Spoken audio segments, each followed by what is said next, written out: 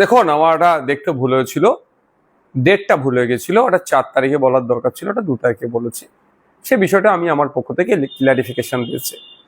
দেখুন, আমি রাজনীতিটা অন্যদের মতো নোংরামি রাজনীতি করার পক্ষপাতী নয়, সঠিকটা বলবো।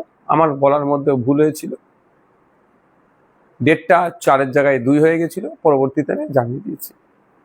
তবে এখনো বলবো, পরেশরাম বাবুর উচিত হবে পরিবারকে সহযোগিতা করা, তার পাশে দাঁড়ানো, তার বাড়িতে অন্তত একবার ভিজিট করে আসলে পরিবারটা সাহস পাবে। এবং যারা খুন করেছে, এখন নাকি অনেকে ধরা পড়েনি। পরেশরাম বাবু শাসক দলের একজন বিধায়ক, তিনি যাতে দ্রুত ধরা পড়ে এবং দ্রুত চার্জশিট করে এই খুনিগুলো যাতে শাস্তি পায় তার ব্যবস্থা করবে। এবং সাথে সাথে পরেশরাম বাবু যেহেতু শাসক দলের বিধায়ক, তিনি তার ব্যক্তিগতভাবে কত টাকা দিয়েছে সেটা আমি নিয়ে প্রশ্ন করব না। যাতে সরকার এখানে ব্যর্থ এই খুনটা রোধ করতে, যেখানে সিভিক ভলেন্টিয়ার এত রেখেছে, বলছে গ্রামীণ পুলিশ বলে একটা আছে সে এত রেখেছে। আচ্ছা, সাথে সাথে পুলিশ প্রশাসন থাকার পরে একটা ছেলেকে এতক্ষণ ধরে পিটিয়ে মারলো, হত্যা করলো, পুলিশ আটকাতে পারেনি, পুলিশ ফেলিওর। ফলে সরকারকে ক্ষতিপূরণ বাবদ, দেখুন টাকাতে একটা মানুষের জীবনের দাম হয় না, তারপরেও কম করে 20 লক্ষ টাকা দেওয়া হোক, তার ব্যবস্থা করে দেবেন এবং তার পরিবারকে একটা সরকারি চাকরি করে দেবেন, এই আশাটা আমি রাখবো পরেশরাম বাবুর কাছে। এবং ঘুটিয়ারি শরীফের মাটি, ক্যানিং এর মাটি, বাংলার মাটি, সম্প্রীতির মাটি, এই মাটি যাতে মাটির সম্প্রীতি যাতে ঠিকঠাক থাকে তারও ব্যবস্থা তিনি করবেন। এই মাটিতে যারা সম্প্রীতি বিনষ্ট করবে তাদেরকে কঠোরভাবে জবাব দেবেন। পরেশরাম বাবু ইতিমধ্যেই বলেছেন যে কাজ হসপিটালে একটা কাজ দেখে দিচ্ছি অস্থায়ী, সেটা করলে করতে পারেন যদি সমস্যা হয়, আর একটু লেট করলে আমি পাকাপাকি ভাবে যাতে পার্মানেন্ট, আমি আশা করবো পার্মানেন্ট হবে। কারণ দেখুন, রাজ্জাক খাঁর ক্ষেত্রে শওকত মোল্লা সাহেব অনেক চিৎকার করেছিল, তবে একটা শওকত মোল্লা সাহেব আর পরেশরাম বাবুর মধ্যে কিন্তু অনেক তফাৎ, আমি একটা কথা বলতে পারি, দুজনের কিন্তু অনেক তফাৎ। শওকত মোল্লা যেভাবে নটোরিয়াস ক্রিমিনাল সার্টিফাইড, পরেশরাম বাবু সেক্ষেত্রে নয়। কিন্তু তুই বোম্বা দিস, শওকত মোল্লা সাহেবের ক্ষেত্রে প্রযোজ্য, পরেশরাম বাবুর ক্ষেত্রে প্রযোজ্য নয়। তবে আমি আশা করবো রাজ্জাক খাঁরও সরকারি চাকরি দেওয়ার গল্প শোনালেও এখন কন্ট্রাকচুয়াল চাকরি 10,000 টাকা মতো স্যালারি পাচ্ছে, তো এটা না হয় পার্মানেন্ট চাকরি যাতে পাই সে বিষয়টা আমি বলবো মাননীয় বিধায়ক সাহেবকে, তিনি সদর্থক ভূমিকা নেবেন। এবং এটাও আমি বলছি রাজ্জাক খানের স্ত্রী, তিনি রাজ্জাক খান পার্টির একজন সক্রিয় কর্মী ছিল, সেই জায়গায় তার স্ত্রীকে যদি কন্ট্রাকচুয়াল 10,000 টাকার মাইনে দেওয়া হয়, তাহলে ঘুটিয়ারি একজন সাধারণ ছেলে তার পার্মানেন্ট চাকরি দেবে, এটা কতটা যুক্তিসঙ্গত? দেখুন, যুক্তিসঙ্গত না, এখানে বিতর্ক করলে অনেক বিতর্ক করা যাবে। আমি এতটুকুই বলবো, যাতে ওই পরিবারটা বাঁচে সেই জন্য একটা পার্মানেন্ট চাকরি সরকারকে ব্যবস্থা করে দিতে হবে এবং 20 লক্ষ টাকা কম করে ক্ষতিপূরণ দিতে হবে, এই দাবিটা আমার থাকছে। এবার কে সক্রিয় কর্মী, কে নিষ্ক্রিয় মানুষ, ওসব দেখার প্রয়োজন নেই। একটা প্রাণ গিয়েছে, সরকারের ব্যর্থতার জন্য এই প্রাণটা গিয়েছে। আপনি বিধায়ক শওকত মোল্লা আপনার বিরুদ্ধে একটা অ্যালিগেশন এনেছিল 30 কোটি টাকা বিজেপি থেকে নেয়, তার জন্য আপনি মানহানি মামলা করলেন। তার পরিপ্রেক্ষিতে শওকত মোল্লা বলছে যে নওশাদ সিদ্দিকীর দলের লোক 10 জনের মধ্যে একজন সক্রিয় নওশাদ সিদ্দিকীর সহকারী কর্মী দীপক ব্যাপারীর কাছ থেকে আমি শুনে বলেছি। ওসব গল্প শুনিয়ে লাভ হবে না, কোর্টে এসে ওইটাই বলতে বলবেন।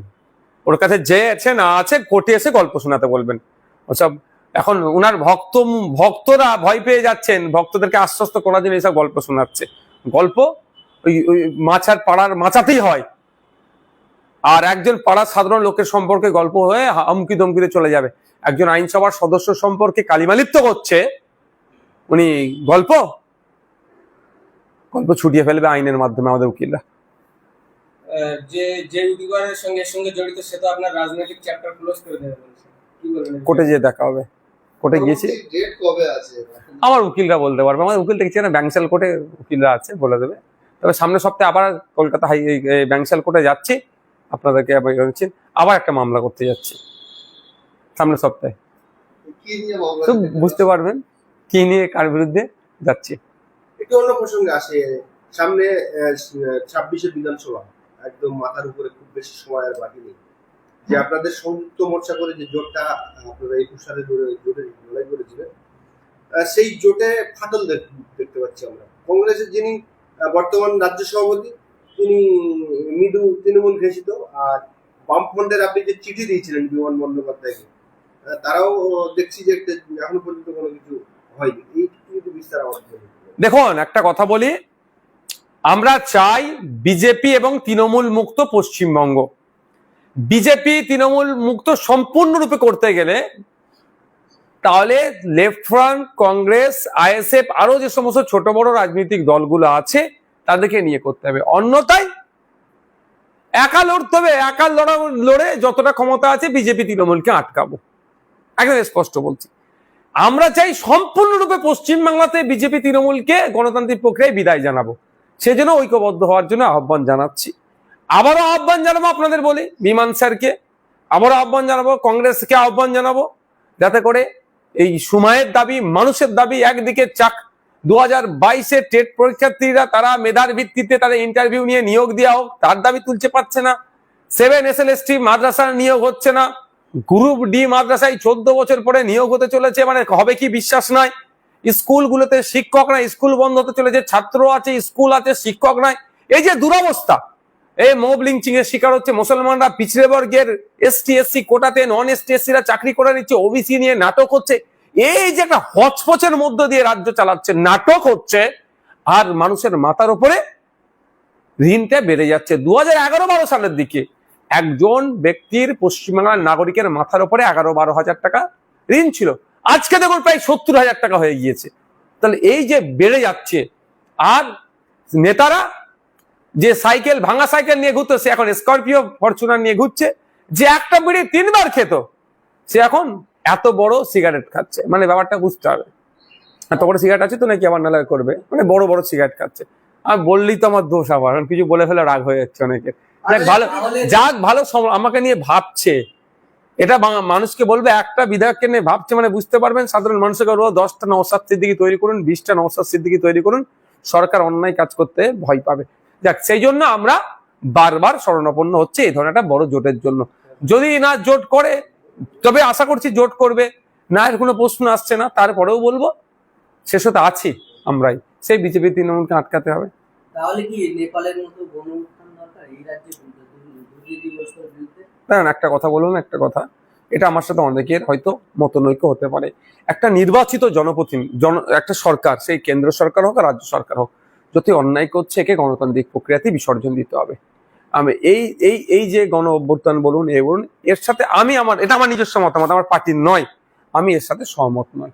কেন্দ্রের বিজেপি সরকার, ফ্যাসিস্ট সরকার, তার জন্য একটা বিশাল আন্দোলন করো, কেন্দ্রের ফেলে দাও, পশ্চিমবাংলার দুর্নীতিগ্রস্ত সরকার মমতা ব্যানার্জি নবান্ন থেকে টানে নামিয়ে দাও। আমি আমার ব্যক্তিগত অভিমত মরছি, আমার পার্টির অভিমত নয় এটা, যে আমি এতে বিশ্বাসী নয়। কারণ একজন একটা, যদি এখন তাদের সার্টিফিকেট আছে, ভোট কিভাবে করেছে সব জানি, তো আমরা এটাকে আটকাবো, তখনই একে বিসর্জন দেবো গণতান্ত্রিক প্রক্রিয়াতে। 8,000 কোটি টাকা মতো, 8 লক্ষ কোটি হাজার টাকা দেনা রাজ্যে। বামফ্রন্ট যখন ছিল 1,88,000 কোটি, আবার 2 লক্ষ টাকা দেশ স্বাধীন হওয়ার পর থেকে। তো বর্তমানে এক একজনের প্রত্যেক মাসে প্রায় 700 টাকা করে শুধু এই ইন্টারেস্টের সুদ দিতে হয়। তারপরে কেন্দ্রের যে জিএসটি আছে সেগুলো বাদ, শুধু এই রাজ্যের যে 8,000 কোটি টাকা দেনা, 700 টাকার উপরে শুধু প্রত্যেকটা মানুষের সুদ দিতে। এটাকে আপনি কেমন ভাবেন? আমি তো ওই জন্য বলছি, অনেকে ভাবেন যে আমার মাথায় ঋণ আছে, মাথায় বয়ে গেছে, আরে আপনি ঋণটা বোঝা, আপনাকেই শুধতে হবে। আপনি দেখতে পাচ্ছেন না জিনিসের দাম বেড়ে যাচ্ছে, পেট্রোল ডিজেলের দাম বেড়ে যাচ্ছে, হ্যাঁ আছে, এইসব টাকাগুলো যে বাড়ছে, এটা তো ঘুরে ফিরে আবার ওইখানে যাচ্ছে। আপনার মাথার উপরে এখন 70,000 টাকা ঋণ, এই ঋণটা আপনাকেই মকুব করাতে হবে, পরিশোধ করতে হবে। আপনি মানে আপনার জনপ্রতিনিধি, আপনার জনপ্রতিনিধি কোথা থেকে পাবে টাকা ছাপানোর মেশিন আছে নাকি? এই আপনার আমার যে নিত্য প্রয়োজনীয় জিনিস আছে তার দাম বাড়াবে, তার থেকে ট্যাক্স নেবে, ওই ট্যাক্সটা ওখানে করবে। আর এই ঋণগুলো নিয়ে কি করছে? বিভিন্ন প্রকল্পের নামে টাকাগুলোকে হারামে দিচ্ছে, খেলা মেলা করে হারামে দিয়ে দিচ্ছে। আমরা দেখেছি যে রাজ্য যে পুজোর অনুদান, এটা কিন্তু পুজো কমিটি কেউ চাইনি। শুরু হয়েছিল 35,000 থেকে, এখন 1,10,000। আর দীঘা জগন্নাথ মন্দির কেউ চাইনি। আমরা শুনতে পাচ্ছি হিট করতে একটা দুর্গাঙ্গন হবে, সেটাও সম্ভবত কেউ চাইনি, কিন্তু সেগুলো দেওয়া হচ্ছে। কিন্তু আপনারই চাচা যান তোয়া সিদ্দিকী হুজুর, তিনি 100 বার মমতা ব্যানার্জিকে বলেছে যে দীঘাতে একটা ছোট্ট হলেও মসজিদ করে দিচ্ছে না। কি বলবেন? মেঘ না চাইতে পানি যদি হয়ে যায়, কেন মেঘ আমি চাইবো ভাই? আপনার ভোট যখন আমি পেয়ে যাচ্ছি বিজেপির ভয় দেখিয়ে, বিজেপি চলে আসবে, শুভেন্দু তুই একটু বেশি করে চিৎকার চেঁচামেচি করিস তো, ওই চিল্লাচ্ছে, একটু ভয় খাইয়ে দিবি তো। দিলীপ বাবু তুমি একটু করে দিও তো, একটু বকে দিও তো ওদেরকে। সুকান্ত বাবু তুমি একটু করে দিও তো। এই গল্প শুনিয়ে মুসলমানদের ভয় দেখিয়ে দিচ্ছে। মুসলমানদের না চাইলেও ভোট ঘুরে ফিরে যে মুসলমানদের, দেখতে পাচ্ছেন না? এই যে দেখবেন সোশ্যাল মিডিয়ায় অনেকে তৃণমূলের হয়ে ওকালতি করছেন, অনেকে অনেক খারাপ ভাষা রাগেতে বলে, আমি বলবো বলবেন না, অনুরোধ করছি।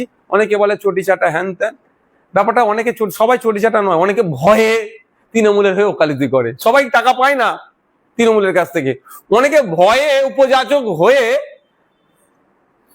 তৃণমূলের হয়ে কথা বলে, কারণ বিজেপি নাকি চলে আসবে। বিজেপি আসবে না, বিজেপি আসার জায়গা নাই।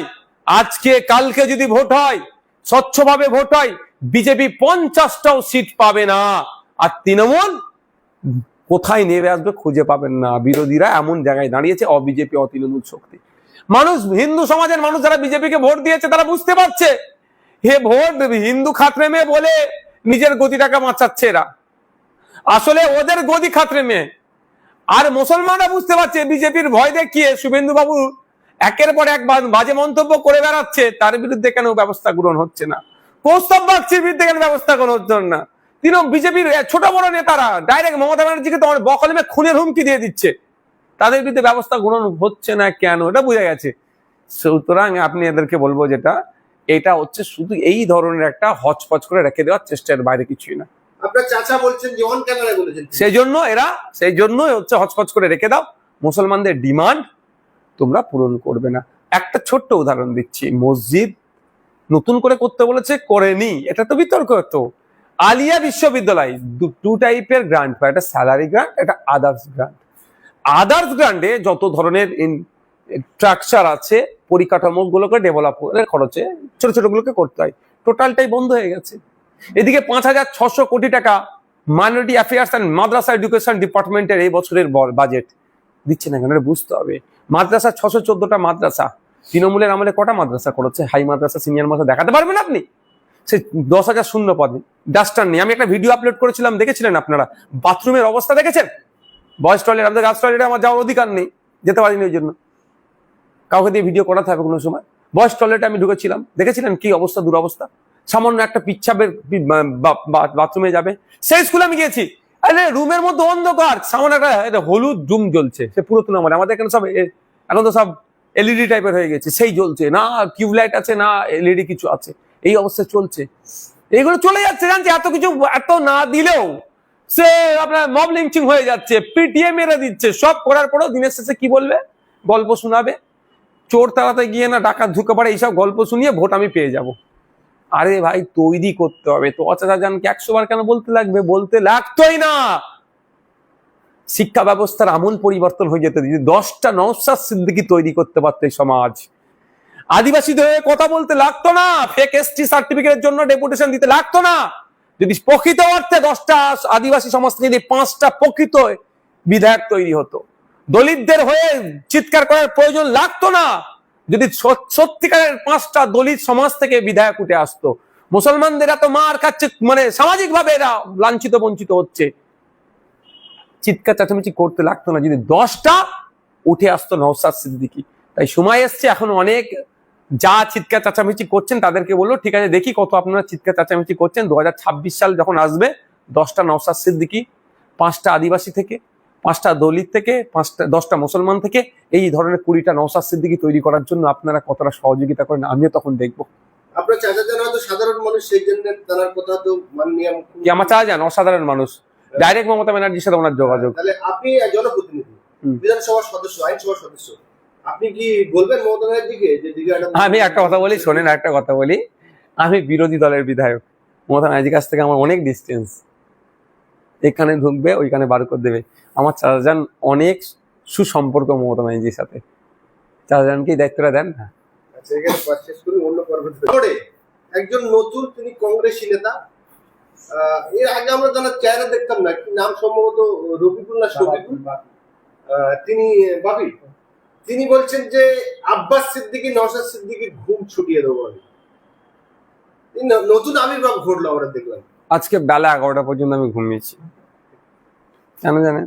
কাজে না, মানে শুক্রবার উঠেছি 11টার সময়, ব্রেকফাস্ট করেছি, ফ্রেশ হয়েছি, নামাজে গিয়েছিলাম, এখান থেকে আছি। আগামীকাল কলকাতায় একটা প্রোগ্রাম আছে, তখন সকাল সকাল একটু উঠতে হবে। তাহলে কাল ওর কথাটা, ওনার কথা অনুযায়ী কালকে একটু সকাল সকাল হবে, আমার ঘুম কম হয়। একটা কথা বলবো, আমি সরকার সাহেবকেও চ্যালেঞ্জ করেছি, 6 মাস আইএসএফ এর নাম নিয়ে এরা ছেড়ে দিক, রাজনৈতিকভাবে এরা দেউলিয়া হয়ে যাবে, এদেরকে কেউ খুঁজে পাবে না। কথাই আছে একটা প্রচলিত, না বাবা এটা বলবো না, অসুবিধা হবে। আমার বড় ভাইজানের কুকুর নিয়ে তখন বলবো না। অন্য কোশ্চেন করুন। তারপরে দেখলাম যে তিনি আইএসএফ একজন মহিলা কর্মী, তারা ব্যক্তিগত জীবন নিয়ে কিছু বলেছিল, তারা বিরুদ্ধে মানহানির মামলা করছে। যেহেতু আপনি মানহানির মামলা করছেন, সেও মানহানির মামলা করছে। না দেখুন, আমি প্রথম কথা বলি, ব্যক্তিগত জীবন নিয়ে আক্রমণের পক্ষপাতী আমি নয়। আপনি ভালো করে জানেন, যখন সারা রাজ্যের মানুষ, মানে রাজ্যের একটা শ্রেণীর রাজনৈতিক নেতারা অভিষেক ব্যানার্জির কার ছেলে, কার ভাইপো, মমতা ব্যানার্জির ছেলে কে নিয়ে বিশাল বিতর্ক হচ্ছিল না, আমি সেই সময় আমার চরম বিরোধী, আমি মমতা ব্যানার্জির রাজনৈতিক, আমি চরম বিরোধী তৃণমূল কংগ্রেসের রাজনৈতিকভাবে, আমি চরম বিরোধী অভিষেক ব্যানার্জির রাজনৈতিকভাবে। তারপরেও আমি বলেছিলাম যে কার কোথা জন্ম হয়েছে সেটা দেখার দায়িত্ব আমাদের নয়, আমাদের দায়িত্ব হচ্ছে অভিষেক ব্যানার্জির পিসি 2011 সালের আগে কি কমিটমেন্ট করে ক্ষমতা এসেছিল, অকাপ উদ্ধারের গল্প শুনিয়েছিল, কত বিঘে অকাপ উদ্ধার করতে পেরেছে সেটা অভিষেক ব্যানার্জি বা অভিষেক ব্যানার্জির পিসির কাছ থেকে প্রশ্ন করুন। বলেছিল সরকারি কর্মচারীদের কেন্দ্রীয় সমারে ডিএ দিতে হবে, নাহলে সরকারে থাকার উপযুক্ত নয়, 2011 আগে বলেছিল। তাহলে এখন কেন ডিএ দিচ্ছে না সরকারি কর্মচারীদের কেন্দ্রীয় সমাহারে, এর প্রশ্ন করুন। ও বলেছিল 10,000 মাদ্রাসা দেব, কটা মাদ্রাসা দিয়েছে, কটা মাদ্রাসায় শিক্ষক নেই কেন, এই প্রশ্ন করুন। তখনও বলেছি, এখনো বলছি, আমি ব্যক্তিগত বিষয় নিয়ে রাজনীতি করতে পছন্দ করিনি। তবে আমার কাছে এটাও খবর এসছে, ওই ভদ্রলোকটি নাকি, যে আমাদের যারা নেত্রী যিনি, তাকে নাকি ফোন করে অসভ্য ভাষায় গালিগালাজ অনেক কথা বলেছেন, সেটাও আমরা দেখছি। আমরা কিন্তু ছেড়ে কথা বলবো না। তাকে ও মেরে কুয়ায় পাঠিয়ে এই দেওয়া সমস্ত আমি এখনো এসে পৌঁছায়নি, যতক্ষণ না পৌঁছাচ্ছে আমি তো বলতে পারবো না। তো আমি ওটাকে নিই, ওর আইনত আইনি লড়াই চলবে। আপনি বলছেন তৃণমূল থেকে আমাকে অফার করছে, অথচ কালকে তৃণমূলের একজন মুখপাত্র বলছে আপনি মুখ্যমন্ত্রীর পায়ে ধরেছেন বিধানসভায় তৃণমূল করার জন্য। ড্যামেজ কন্ট্রোল করতে হবে, তো ওদেরকে তো কাজে রেখেছে, মাইনে দিয়ে রেখেছে কেন ওদেরকে, মাইনে মিনস ওদেরকে কেন পুষছে, ওদেরকে পোষে কেন পুষছে, তৃণমূল নিয়ে চর্চা হলে ওদেরকে দিয়ে ড্যামেজ কন্ট্রোল করার জন্য। দেখুন একটা কথা বলি, আমি আবারও বলছি, নওশাদ সিদ্দিকীর দ্বিতীয়বার এমএলএ হতে হবে এই লোভ নাই, এই লোভ আমার নাই যে আমাকে দ্বিতীয়বার এমএলএ হতেই হবে, কারো পায়ে চটি চাটবো, আমাকে একটা এমএলএ সিট দাও, পায়ের নিচে বসে থাকবো, ওই লোভ আমার নাই। তিনিও ভালো করে জানেন যে নওশাদ সিদ্দিকী জিনিস, আব্বাস সিদ্দিকীর ছোট ভাই কি জিনিস ভালো করে জানে, সেই জন্য কি ড্যামেজ কন্ট্রোল করার জন্য এই করছে। সারা রাজ্যে যেভাবে সংখ্যালঘুদের উপরে নির্যাতন চলছে, যদি এই মুখ্যমন্ত্রী পদত্যাগ করে পরবর্তীতে যদি কোনো মুখ্যমন্ত্রী আসে, মনে হয় কি সংখ্যালঘুদের উপরে আর নির্যাতন হবে? কোন দলের মুখ্যমন্ত্রী? যে কোনো দলের আসতে পারে না, তৃণমূলের আসলে তো কন্টিনিউ হবে। বলুন কোন দলে, একটা স্পেসিফিক বলুন। সংযুক্ত মোর্চা যদি বলেন আমি তাহলে উত্তর দেব। আমাকে যদি প্রশ্ন করেন সংযুক্ত মোর্চার থেকে যদি মুখ্যমন্ত্রী হয় তাহলে কি এই ধরনের অত্যাচার বন্ধ হবে, এই প্রশ্ন আমাকে যদি করেন আমি উত্তর দিচ্ছি। তাহলে বলুন, আমি কেন তৃণমূলের দায়িত্ব নিতে যাব? তৃণমূলের দায়িত্ব তো কিছু মানুষজন আছে যারা রাত দিন এক করে ফেলছে, তৃণমূলকে জিতাতে হবে, তারা তো দায়িত্ব নেবে। আর আমি বলছি জোর গলায়, বাংলার মানুষ যদি এই সংযুক্ত মোর্চা আমাদেরকে যদি জিতিয়ে নিয়ে আসে, সাম্প্রদায়িক হিংসা পশ্চিমবাংলা থেকে বন্ধ হয়ে যাবে, চাকরি চুরি পশ্চিমবাংলা থেকে বন্ধ হয়ে যাবে, বাড়ি চুরি পাথর চুরি পশ্চিমবাংলা থেকে বন্ধ হয়ে যাবে, অন্যায় অনৈতিক কাজ বাংলাদেশ পশ্চিমবাংলা থেকে বন্ধ হয়ে যাবে। তার পরিবর্তে স্কুলে শিক্ষক দেওয়া হবে, হসপিটালে ঔষধ দেওয়া হবে, ডক্টর দেওয়া হবে, পাবলিক ট্রান্সপোর্ট বাড়িয়ে দেওয়া হবে, সরকারি বাস বাড়িয়ে দেওয়া হবে, এই তোলাবাজিটা টোটালটা বন্ধ করে দেওয়া হবে। এটা আমি দায়িত্ব নিয়ে বলতে পারি। শওকত মোল্লা এই রাজ্যে বেশিরভাগ আরএসএস এর পুলিশ প্রশাসন রয়েছে। দেখুন, ওসব গল্প আমাদের শুনিয়ে কিচ্ছু লাভ হবে না। পুলিশ প্রশাসন আছে, আরএসএস আছে, কি বলে আপনার জাহান টান, অনেক গল্প শুনিয়ে কিচ্ছু লাভ হবে না। কন্ট্রোল কারা করছে? পুলিশ মন্ত্রী। পুলিশ মন্ত্রী তাহলে ব্যর্থ হয়েছে। কারো মতদর্শ আরএসএস থাকতে পারে, কারো মতদর্শ সাভারকারকে বিশ্বাস করতে পারে, কারো মতদর্শে নেতাজি থাকতে পারে, কারো মতদর্শে গান্ধীজি থাকতে পারে, কিন্তু এখানে পুলিশ কোড অনুযায়ী আপনাকে চলতে হবে। সেই পুলিশ কোড অনুযায়ী চলছে কি চলছে না দেখার দায়িত্বটা কার দিয়েছি আমরা জনগণ ভোটের মাধ্যমে, তাদের নির্বাচিত জনপ্রতিনিধি একজন পুলিশ মন্ত্রী করেছে, তাই পুলিশ মন্ত্রী ব্যর্থ হয়েছে। তো গল্প শোনালে হবে আরএসএস এর মতদর্শে আছে বলে কন্ট্রোল করতে পারছে না, তাহলে তাদের বিরুদ্ধে আপনি ব্যবস্থা গ্রহণ করতে দিচ্ছেন না কেন? আবু সিদ্দিক হালদারকে যারা তুলে নিয়ে গিয়ে পুলিশ কাস্টডিতে মেরে এত অত্যাচার করলো, মৃত্যুর কোলে ঢলে পড়লো, মারা গেল, সেই পুলিশটার বিরুদ্ধে যখন আমরা হাইকোর্টে গিয়েছি, আপনারা ডেট নিচ্ছেন কেন? এত আপনারা তাড়াতাড়ি করে চার্জশিটটা আপনারা দিচ্ছেন না কেন? গল্প শোনাচ্ছেন। আপনারা কি ব্যবস্থা গ্রহণ করেছেন? শওকত মোল্লা প্রতিটা স্টেজ থেকে বারবার বলছে 2021 নয়, এটা 2026, কবে ডাল ভাত খেয়েছে ভুলে যাও, আবহাওয়া খুব খারাপ, লোটা কম্বল নিয়ে ফুরফুরে আপনাকে ছুটতে হবে। দেখুন, শওকত মোল্লাদের জানা নেই, জানে বলতে পারছি না, ওইটা ব্রিটিশরা আমার বড়দাদিকে বলেছিল, ব্রিটিশ, ঠিক আছে? সেই ব্রিটিশদেরকে ভারত ছাড়া আমার পর্দাদুরা করেছিল, এরা মাথায় রাখো এতটুকুই, ওর জন্য, ওনার জন্য। আপনাদের দুই ভাই ঘুম না হারাম করলে তো বলছে আমার নাম শওকত মোল্লা না। ওনার দিদি বলেছিল ডবল চাকরি দেবো, কটা চাকরি করছে, কে কি করছে? ওনার ভালো জায়গায় ঘুমের ব্যবস্থা করে দেওয়া হবে, আচ্ছা ধৈর্য ধরুন, গণতান্ত্রিক প্রক্রিয়াতে ওনার ঘুমের ব্যবস্থা করে দেওয়া হবে। চাকরিজীবীদের উপর যেভাবে এসআইআর নিয়ে আপনি বলছেন কোনো ভয় নেই, বলবো, এটা বলো। চাকরিজীবীদের উপর যেভাবে অত্যাচার হচ্ছে, কি বলবেন এই বিষয়ে? দেখুন, 2022 সালে টেট পরীক্ষা দিয়েছে প্রাথমিক শিক্ষকরা, আমি এখানে হচ্ছে 2017 পরে 2022, কত বছর? 5 বছর। তারপরে যারা টেট উত্তীর্ণ প্রায় 50,000, তাদের দাবি একটাই, সহজ বৈধ দাবি ভাই। মমতা ব্যানার্জি তার দল কি বলছেন, চাকরি আমরা দিতে রাজি, কিন্তু মামলার জন্য দিতে পারছি না, গল্প শোনাচ্ছে। কিন্তু 2022-এ প্রাইমারি যারা টেট পাস করেছে, এদের এখানে কোনো মামলা নেই, এদের হচ্ছে 50,000-এর উপরে একটু বেশি আছে, এদেরকে ইন্টারভিউ বোর্ডে ডাকবে, মেধার ভিত্তিতে তারা ইন্টারভিউয়ের মধ্যে লিস্টেড হবে, লিস্টে চাকরিতে যাবে। এটা তো দিচ্ছে না কেন? সরকারের কাছে তো টাকা না, এদের মাইনে দিতে হবে। আপনি একটু বিডিও গুলোর সাথে যদি যোগাযোগ থাকে, পঞ্চায়েতে একটু যোগাযোগ থাকে, খোঁজ নিয়ে দেখুন ফান্ডের টাকা আসছে কি আসছে না। শুধু ওরা লুটে শেষ করে দিচ্ছে রাজ্যটাকে, ওই জন্য বারবার ধার করছে। তো গতকাল তাও তো এটা স্বাভাবিক হবে, এটা স্বাভাবিক। কতদিন ভাই একটা ধৈর্য, 2017 আর 2025, 7 বছর মানুষের ধৈর্য সমতা। আমি তো ওদেরকে শাবাশি জানাবো, এখন ওরা কোনো অপ্রীতিকর ঘটনা ঘটিয়ে ফেলেনি, ওদের ধৈর্য আছে, আমি স্যালুট জানাই ওদেরকে। আমি অনুরোধ করবো কোনো অপ্রীতিকর ঘটনা ঘটাবেন না, গণতান্ত্রিক প্রক্রিয়া করবেন, কিন্তু ঘটিয়ে ফেলেনি, আমি অবাক হয়ে যাচ্ছি। কিন্তু ধৈর্য শক্তিকে আমি স্যালুট জানাই। সরকারের উচিত, এই বাস্তব কথা, নেপালে হওয়ার পরে কিন্তু এখন সব টকবক করে ফুটছে। আমি যদিও এই ধরনের গণ অভ্যুত্থান হোক আমি চাই না, কিন্তু নেপাল হওয়ার পরে মানুষের মনে একটা আলাদা কিছু একটা করে ফেলবো। যদি কিছু করে ফেলে সরকার ঢুকতে পারবে তো? আমি আশা করবো এই ধরনের কোনো বৈধ পন্থা অবলম্বন করবেন না। সরকারকে হলো দ্রুত ইন্টারভিউ ডেকে মেধার ভিত্তিতে নিয়োগ দিন। দেখলাম পুলিশের পায়ে ধরে চাকরি প্রার্থীরা কান্না করছে। এখন পায়ে ধরছে, ওই হাতটা যদি অন্য জায়গায় চলে যায় কত খারাপ লাগবে বলুন তো? হাত ধরে যদি তখন টানাটানি করে, আমি চাই না এই ধরনের কাজ করুক, কেউ করবেন না কোনো চাকরি প্রার্থী থেকে বলবো, কিন্তু তাদেরও তো একটা ধৈর্যের সীমা আছে।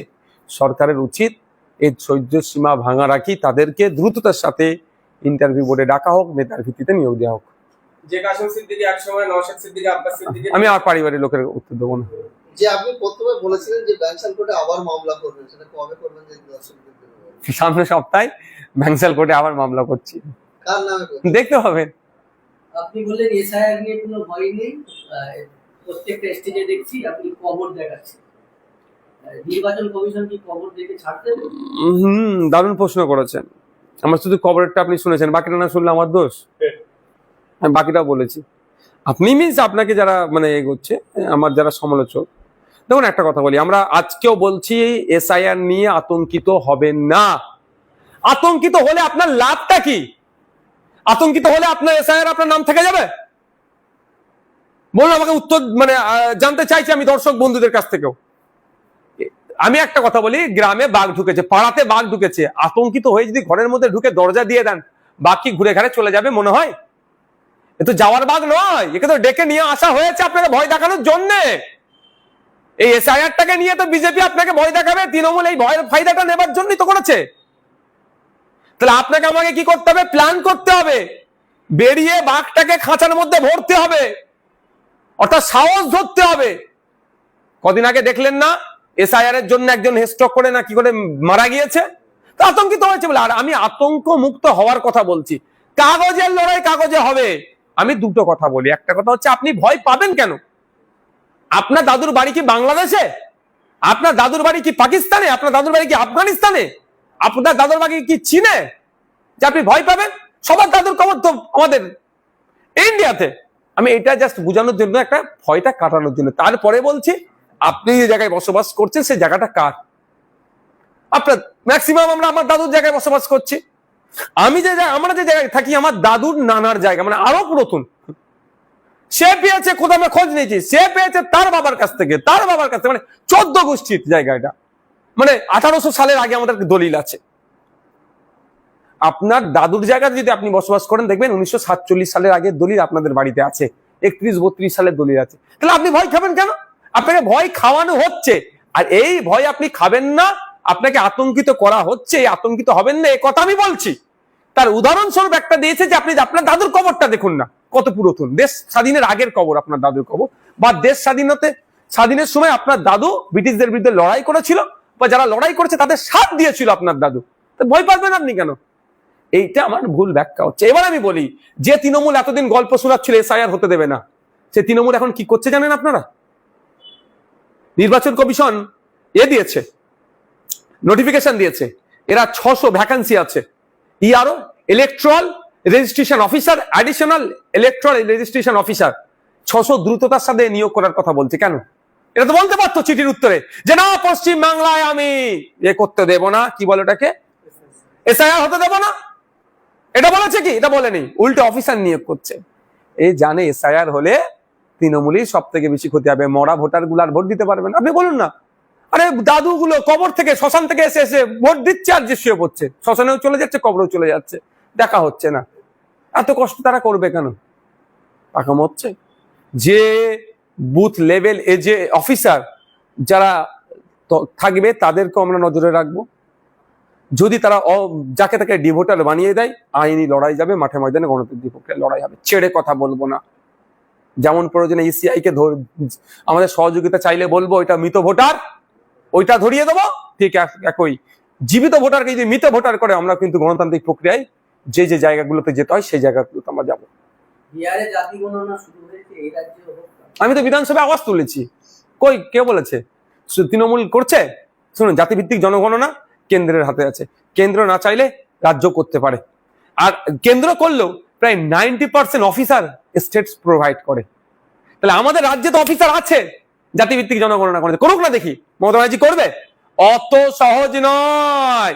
মমতা ব্যানার্জি যদি জাতিভিত্তিক জনগণনা করে ফেলে, মমতা ব্যানার্জির ভোট ব্যাংক ধ্বংস হয়ে যাবে। এই যে code and code captive vote bank শেষ হয়ে যাবে। কারণ যার যত সংখ্যা বাড়ি তার তত ভাগিদারি। ওদিকে মতুয়াও ভাই বলবে, আদিবাসী ভাই বলবে, দলিত ভাই বলবে, মুসলমান ভাই বলবে, নমশূদ্র ভাই বলবে আমরা এত শতাংশ চাকরিতে কেন এত কম, গল্প তখন হয়ে যাবে। আর তখন ওই জন্য এরাও করবে না। বিজেপি যে পথে চলছে, তৃণমূল সেই পথে চলছে।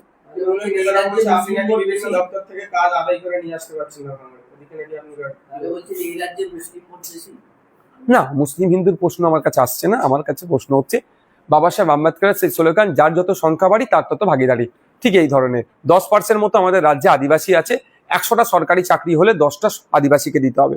আমার রাজ্যে এসটি সমাজের মানুষ, পিছিয়ে বর্গের মানুষ প্রায় 40% অধিক। তো 100টা সরকারি চাকরি হলে যে এসটি পিছিয়ে বর্গের যারা আছেন, এসটি সমাজের যারা পিছিয়ে বর্গের মানুষ আছে, তাদেরকে সেটা দিতে হবে। বাবা সাহেব আম্বেদকরের মানে বাণী অনুযায়ী 100টা মানুষের মধ্যে পশ্চিমবাংলা অ্যাজ পার সেন্সাস 2011 যে আমরা 27% আমাদের রাজ্যে মুসলিম সম্প্রদায়ের মানুষ আছে। তাহলে 100টা সরকারি চাকরি হলে 27টা চাকরি 2011 সেন্সাস অনুযায়ী মুসলমান পাবে। এটা হচ্ছে যার তত সংখ্যা বাড়ি তার তত ভাগিদারি। এটা করুক না মমতা ব্যানার্জি। উল্টে ওবিসির আপডেটের নামে নাটক করে মুসলমানদেরকে সরকারি চাকরি থেকে বঞ্চিত করছে। Thank you. আদিত্যনাথ একটা মন্তব্য করেছেন যে রাম মন্দির নিয়ে যারা প্রশংসা করবে না তারা ভারতীয় নয়। তো ও ছাড়া আর কি আছে ওর? ওনার আর কি আছে? কিছুই নেই তো, সম্পূর্ণভাবে ব্যর্থ হয়েছে। মহিলাদের নিরাপত্তা বিঘ্নিত ঘটছে। মহিলাদের উপর আক্রমণের টপ লিস্টে যে রাজ্যগুলো আছে তার মধ্যে একটা উত্তরপ্রদেশ। অপুষ্টিতে ভোগা শিশুদের সংখ্যা যদি আছে, যেগুলো আছে যে রাজ্যে, তার মধ্যে উত্তরপ্রদেশকে আপনি খুঁজে পাবেন। সাংবাদিক স্বাধীনতায় হস্তক্ষেপের দিকে উত্তরপ্রদেশকে আপনি খুঁজে পাবেন। ফার্জি পুলিশ থেকে শুরু করে, ফার্জি এনকাউন্টার থেকে শুরু করে, পুলিশ কাস্টাডিতে মারধর, পুলিশ কাস্টোডিয়াল ডেথ, যা যত রকম অন্যায় দেখবেন উত্তরপ্রদেশ টপ লিস্টের দিকে আছে। সম্পূর্ণরূপে ব্যর্থ হয়েছে। ব্যর্থতা ঢাকার জন্য ধর্মীয় তাস করতে হবে, রাম মন্দির, ধর্মীয় তাস করতে হবে, ধর্মীয় তাস করতে হবে, এই গল্প শোনাচ্ছে। আর কি আছে? ব্যর্থ মুখ্যমন্ত্রী যোগী আদিত্যনাথ বিজেপির। এই কদিন আগে দেখলেন না কি হয়েছিল, যে ডবল ইঞ্জিন সরকারের রাজ্যে একের পর এক বিপর্যয় ঘটে যাচ্ছে। কুম্ভ মেলা হিন্দু সমাজের একটা বিরোধ ধর্মীয় উৎসব, সেখানে আপনার মহাকুম্ভ, সেখানে কত মানুষ পদদলিত মারা গেল। যোগী আদিত্যনাথ সরকারের দোষ তো এটা। এইগুলো ঢাকা দেওয়ার জন্য এখন রাম মন্দিরকে ইস্যু করছে।